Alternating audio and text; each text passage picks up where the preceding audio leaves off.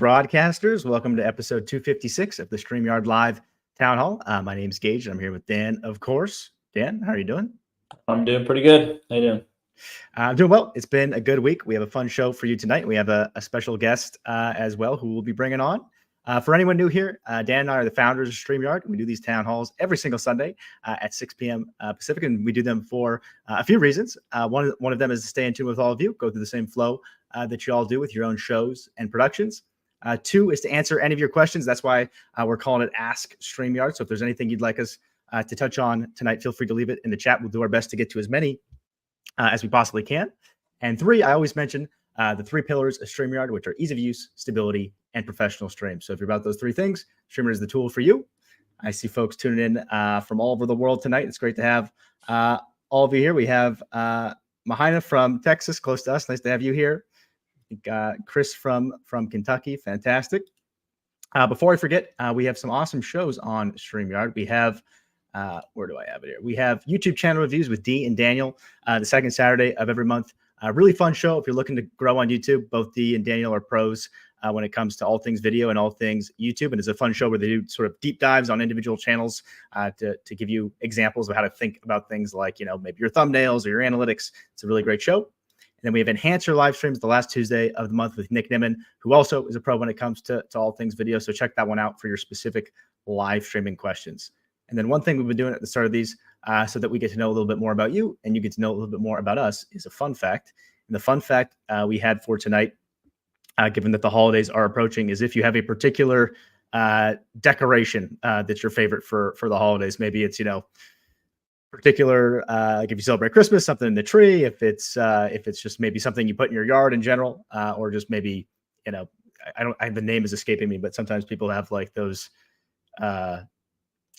like little setup houses and stuff that they set up around the like gingerbread house.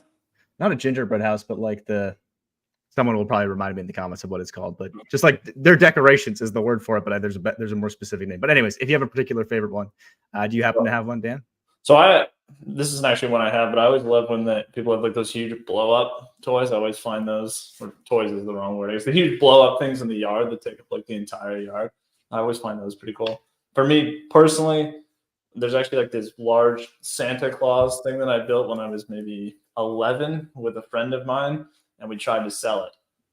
That's like at a craft fair. Like my mom always does craft fairs and sells a bunch of Christmas stuff. So we went there and we tried to sell this thing and nobody bought it. And so my mom bought it. So it's permanently in our house. It's pretty cool. Like we bring that every year and it's like, it's decently well made. So yeah, that's probably my favorite. How about you? Awesome.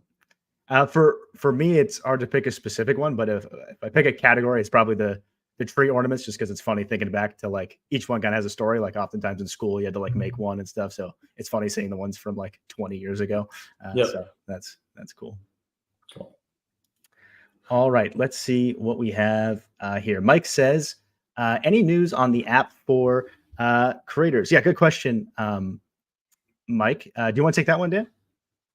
Yeah, definitely. So, I mean, a lot of you are, Mike, I'm sure you're familiar if you're asking this question, but it's a lot of you are probably familiar with. We recently shipped a iOS app for guests. So if you have a guest joining the studio, they can join on iOS in an app, and it's just a better experience than having to join on Safari for iOS users on an iPhone or iPad, but it's only for guests. So we are also working on a host version. No news of that yet. It's just something that's kind of in the works, and yeah, excited to ship it eventually. Awesome. I'm enjoying the favorite holiday decorations in the chat. All right, let's see here. Mona says, tried the editor, works fairly well. Well, glad you had a chance to try it out. Mona, always would be eager to hear like what in particular you'd like to see different with it, or what could be improved. Yep. Yeah, like if we could add any feature to it to make it better, what would it be? Absolutely. Marianne says, are we able to round the corners of the camera slots in custom layouts? So specifically with the custom layout feature, Marianne, it's not possible to round the corners. Something that, we might give more flexibility around that type of stuff in the future.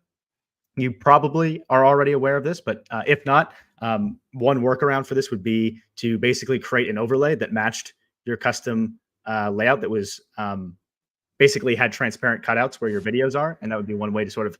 I've seen people do really cool stuff where it's like a star maybe around a person or something like that. A little bit more work, obviously, than just having the setting, but in the meantime, hopefully that's a good solution for you. Yeah, the cool thing about that is, like you said, Gage, you can make it super custom stuff. So instead of just rounding the corners, you could have like all kinds of crazy shapes and stuff by just covering it with a really custom overlay. But yeah, we might also just add the ability to round corners at some point. I'm not sure. Absolutely. If it comes up a lot, I think we probably would just add it, but it doesn't tend to come up all that often. Let's see. Pete says iOS app will be a game changer. Looking forward to not using the YouTube app. Awesome. Happy that you're excited for it, Pete. We certainly are as well. For anyone that has had a chance to use the guest version of the app, we're constantly trying to get feedback on that as we work to improvement. And like Dan said, we are working on a producer version as well. Yeah, I'd also just be curious, Pete, like obviously, you streamed from like the YouTube native iOS app directly on YouTube. Just curious what things you didn't like about that if you don't want to use it again. Absolutely. And I know it like doesn't have very many features, so I assume that's probably it. But if there's like specific things as well, let me know. Got a question here from, I think I'm pronouncing your name wrong, so forgive me, Mahayana, if I am pronouncing it wrong. How does the guest know they have the option to download the app? Do you want to take that one, Dan? Yeah, definitely. So a few things. So, I mean, first of all, they could just happen to discover it in the store, but that's not a great way to find it. So when they enter the studio, we've got this banner now that appears at the top, and I believe that's rolled out to everybody. So anyone joining as a guest on iOS should see this banner right at the top where they can open it. If you have local recordings on specifically, we like even more kind of aggressively prompt people to go to it, just because Safari has more issues, I would say, with local recordings. It's a much better experience to just use the app. So we're kind of prompting a bit more aggressively with local recordings. And I think over time, we might just push more and more people to the app, but we do already have a banner for it to kind of push people there. If you have a guest too, so say you're on a desktop device and you invite a guest and they join on iOS and you notice they've kind of joined in the browser, like you're talking to them and they said they joined in the browser, you could always just ask them if it is a better experience for them to use the iOS app. So you could just tell them, hey, go to the store and look up the StreamYard app and just use it. And basically, once they install it, the next time they click a link to enter the studio, they'll go to the app instead of the browser. Absolutely. Rochelle says, really like being able to pause recordings now. Awesome, Rochelle. Super happy to hear that. That was actually one of the topics I wanted to get into tonight, which was, let me pull it up here, was specifically when it comes to recording, given that we have for a long time, the number one request was that one specifically, like the ability to pause and restart the recording. And now that we've added that and also added local recordings, we were curious to get feedback on if you could sort of wave a wand. What's the number one thing you'd like to see added to StreamYard when it comes specifically to recording? Yep. Awesome. I think there was another question here from Rochelle. Rochelle says, any new feature previews for Q1 FY24? For example, any plan updates related to basic teleprompter features? So we don't have any previews, Rochelle. Generally, what we'll do is like right when something's out is usually when we'll sort of give you guys the overview video and walk through how it works. We do have some really exciting. I can't talk. We do have some very exciting stuff coming this month. Actually, even throughout December, we're going to be shipping some pretty cool stuff. So definitely tune in next week. We'll likely have the first part of that next week. We'll have a fun update for you. When it comes specifically to teleprompter features, don't have anything specific to share there, but it's always super helpful for us when you can share any details around it. Like what are you currently using as an alternative to teleprompter features? What are sort of the pain points with it? What would you like to see in StreamYard from that? All of that is always super useful for us. Yep. Carla says, is the editing app going to come out for Android users? So I might be misunderstanding the question, Carla, but the only app we have right now is just a guest app for iOS. Mostly, I think Dan talked a bit about it before, to make sure that we have as support iOS as best as we possibly can. We've historically had some trouble with Safari and its ability to handle all of the new video technology within StreamYard. But it doesn't have editing functionality. That all of the editing stuff is within the browser itself. So, but that is what is the I guess, do you want to talk a little bit, Dan, too, about our plans when it comes to editing for folks on Android and iOS?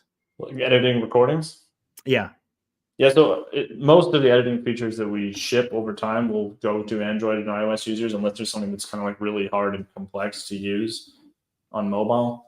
Like, some of the stuff is just, there's a reason like Adobe, some of their advanced products are desktop products. So, and we're not going anywhere near that level of complexity with editing, but even some of the basic editing features we add over time, we'll probably add some of those to Android and iOS as well, but some of them maybe would just be desktop focused. I don't know if that fully answers the question, but also just in terms of an Android app for the studio, if that's more what you're referring to, that's also something we're interested in. It's not necessarily coming out soon, but also partly just because the browser does work quite well for Android, unlike Safari, which does have a lot more just kind of inherent issues we have to work around. Absolutely. Yes, Neil, absolutely. The app is fully functional on iPads. Yep. All right, let's see what else we had here. Orlando says, will there be an option to have the ability for visual effects during a live stream? So you do today, Orlando, have quite a few options when it comes to visual effects. So you do have the option to play video clips in general. That does take over the entire screen, but you could consider it a visual effect.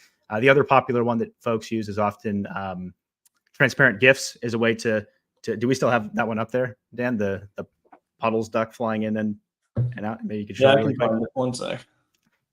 So yeah, that Dan will show it in a second. Yeah, there you go. So transparent GIFs are a fun way to do that. One feature request we've gotten a lot over the last year or so has been the ability to use things like .mov files and videos that have the sort of alpha effect in general, which is something that we'd love to support and that we're working on. So that'll give you even more abilities there. Yeah, we recognize GIFs are not ideal. They do allow you to do stuff like the one I just showed, but yeah, pretty limited. So we're working on that. All right. Sherry says, if I'm casting on both Facebook and YouTube, will my designated moderator still be able to automatically moderate the chat while using StreamYard? Do you want to take that one, Dan? Yeah, I'm just trying to think the best way to answer. So if your moderator is already on YouTube, let's say, then they can just keep moderating on YouTube exactly the same way they were. And the fact that you're also on Facebook won't really matter for the YouTube chat, obviously. So you could have somebody who's like literally on Facebook and YouTube and moderating both of those on those platforms themselves. Or, and I don't know if this is what you're already doing, you can just have them in the StreamYard studio as well. And they can basically be blocking / banning people from the StreamYard chat. That works pretty much just the same as if they were on both platforms. And the benefit is they don't have to have both platforms open. They can just be in the studio. And you don't have to add them to the screen or anything. They could just be backstage. Basically, just make them a co-host on your account, like add them as a team member, as a co-host. And they can just do it all from the StreamYard studio. So it's kind of up to you if you want to have them on your StreamYard account as a co-host and then they're in the studio with you, or if you just want to have them on Facebook and YouTube. But either one kind of works. It just sort of depends on your case. Absolutely. Let's do a few more here. Then I want to make sure we have plenty of time for our guest tonight. Creative Lady says, number one request, bulk delete of overlays. Absolutely noted, Creative Lady. Not too difficult for us to add. It is something that we want to support. Albert says, I've been going to a variety of SY hosted streams with using the giveaway tool with LinkedIn, but I'm only seeing names from YouTube or Facebook. Why doesn't LinkedIn seem to work? So correct me if I'm wrong, Dan, but my best guess would be you're potentially watching shows where the majority of the viewership is on a particular platform. Like for the town hall, for example, tons of our folks are watching on YouTube and Facebook. So when you're seeing the wheel, that percentage wise, that's where most of the names are coming from. But LinkedIn, if you have a stream where only to LinkedIn or there's lots of viewers on LinkedIn, they should pop up, right, Dan? Yep. Yeah. If you get a comment from LinkedIn, it is part of the giveaway tool. So if you were streaming to just LinkedIn, for example, then the winner will definitely be from LinkedIn. Yeah, it could just often be that other platforms might have more viewers or more people commenting with the hashtag. There's also, I would guess this is not what you're seeing, but once in a while, well, some people on LinkedIn basically have changed a setting where you can't see their information outside of LinkedIn. So in other words, in StreamYard, we can't actually see who they are. So in the chat on StreamYard, you'll just see something that says LinkedIn user, just because we don't know who they are. Those people are not entered in the draw just because there's no way of identifying who they actually are. But that one's pretty rare. Not that many people have that setting on. Absolutely. John says, will StreamYard have any festive themed backgrounds or motion background / music? That's a great question, John. Yeah, the marketing team generally does, along with the design team, release some fun assets for the holidays. So the best place to find those, if you make sure you're part of the StreamYard Facebook group, if you just go to Facebook and type in StreamYard official community, it should pop right up, and that's oftentimes where they'll share those assets. This one's one of my favorites. Yeah, that's a good one from past year. Andrew says, one of the reasons I joined StreamYard was the lack of having to download an app for bringing guests on. Yeah, definitely appreciate your note there, Andrew, and your feedback there. And we 100% agree, right? So definitely want to make it clear that although the whole reason why we made the mobile experience was for folks that do just want to make sure they can get the best possible video quality and the best possible audio quality, but a huge part of why historically we never launched an app was for your exact reason. We wanted to make it as easy as possible for anyone to join without having to download anything. And that is still the case today, right? So if you want to use it on iOS without having to download an app, we're always going to support that. And we're going to make the experience as good as we possibly can. But to overcome some of those limitations, we do want to give both options.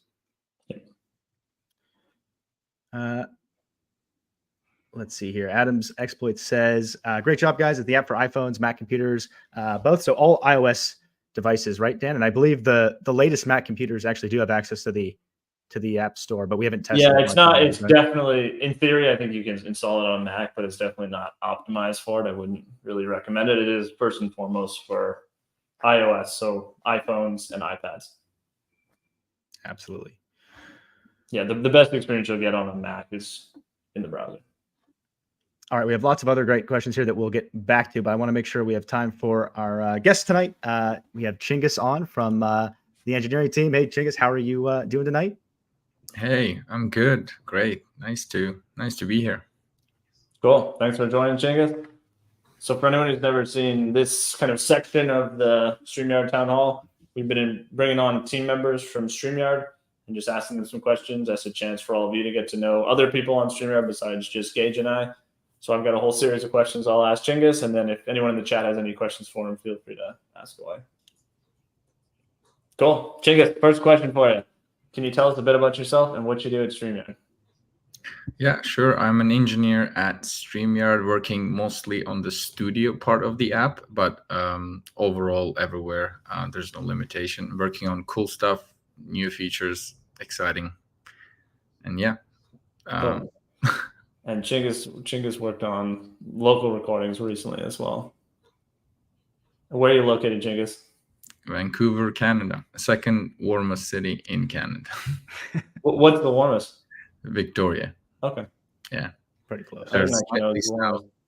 Yeah. Geige and I lived there for a while.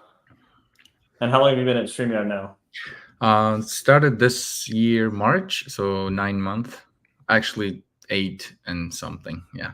Going to. Yeah, we'll give you 9. Yeah. It feels like a lot longer though, but so rich with experience. Oh, that's a good thing. I think like 1.5 years. It's more like it's entertaining. It's like more interactive than you would think. So, yeah. Cool. And then what would you say is your favorite StreamYard feature?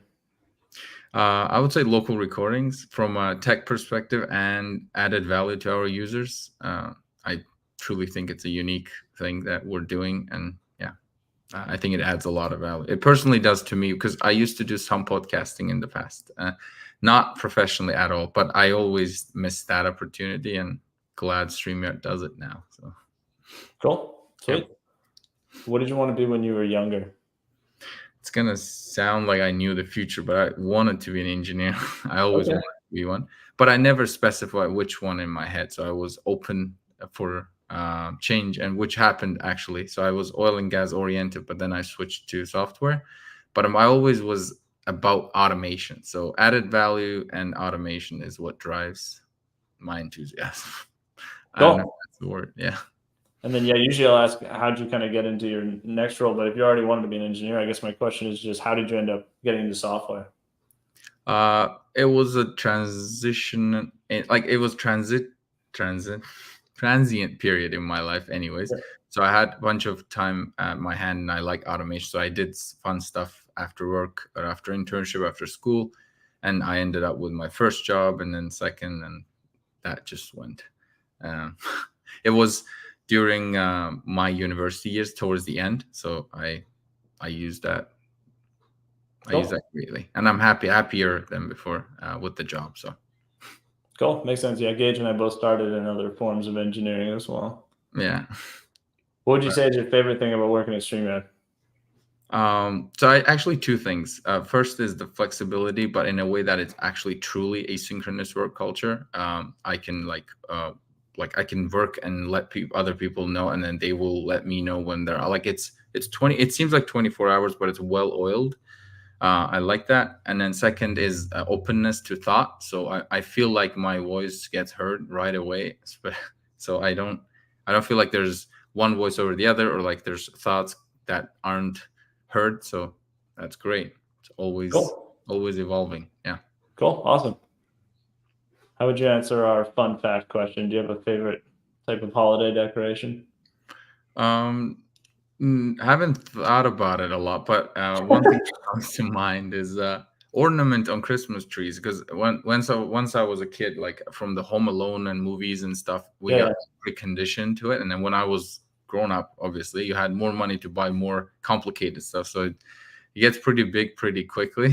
So, but yeah, I think it's very symbolic to me. It's like that's what Christmas to me is mostly. Cool. That's fair. Do you have a favorite karaoke song?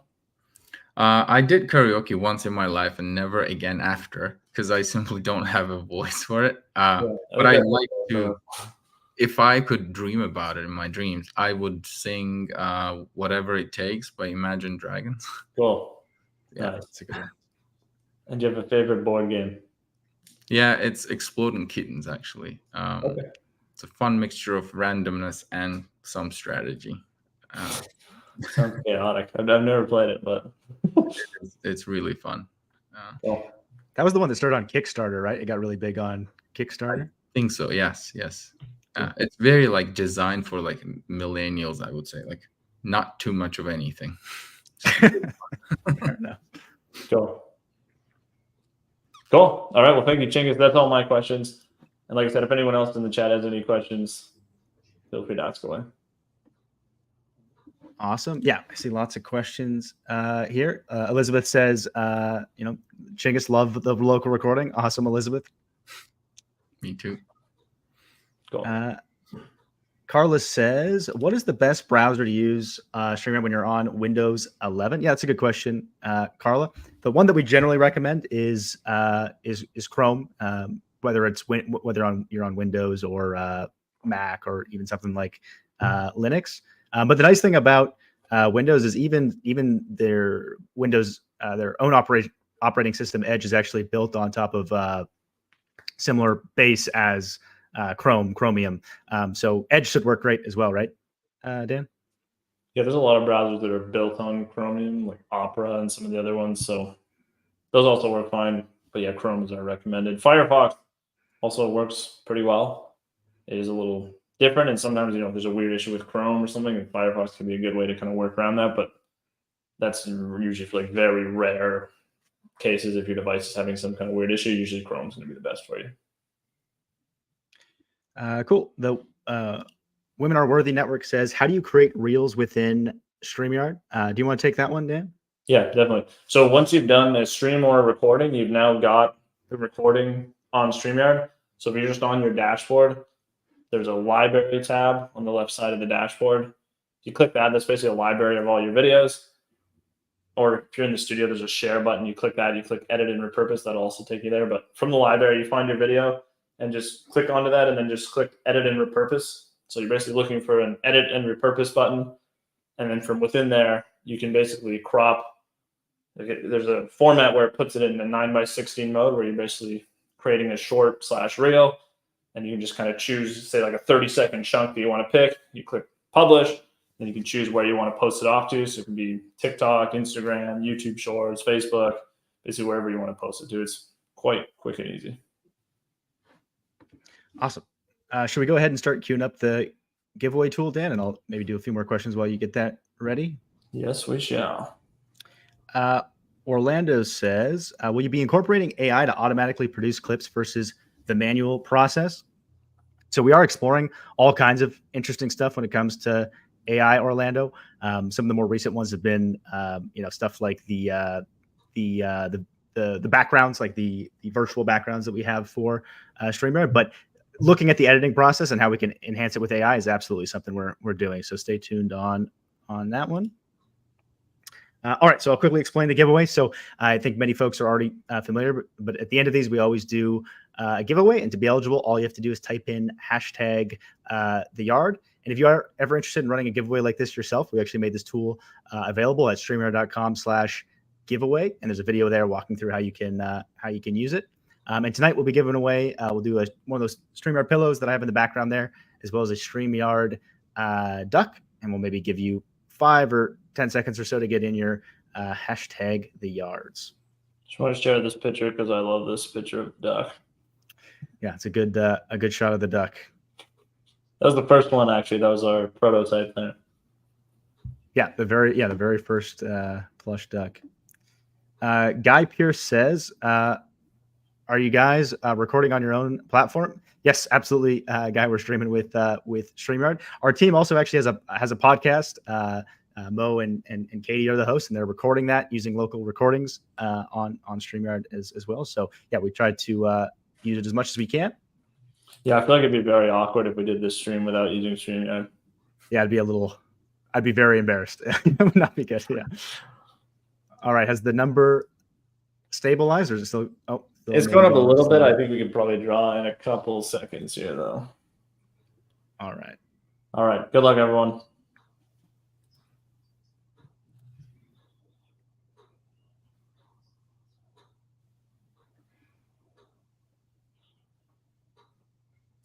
Tristan, you've definitely won many times, but if you have out of date items, we'll give you some new ones, Tristan. But yeah, should we run it again, Dan? We should run it again. All right, let's do it. All right, take 2.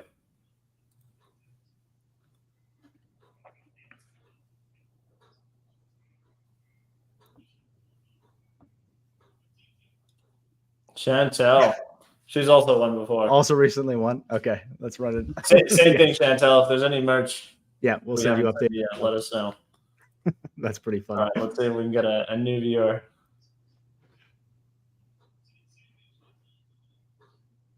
We'll just keep getting more people that have won before. Usually it's not a problem. There we go. Ask. Thanks so much for tuning in tonight. If you could shoot an email to marketing@streamyard.com, the team can get your address and send you your brand new StreamYard pillow and your StreamYard duck. Cool. Congrats. All right. And with that, this was episode 256 of the StreamYard Live Town Hall. Thank you all so much for hanging out with us. It's always a pleasure getting the chance to be here with you and get your questions and your feedback. And of course, thank you, Chinggis, for joining us tonight. We'll see you next week at the same time, Sunday, 6 p.m. Pacific. Cool. Thanks, everyone. See you next week.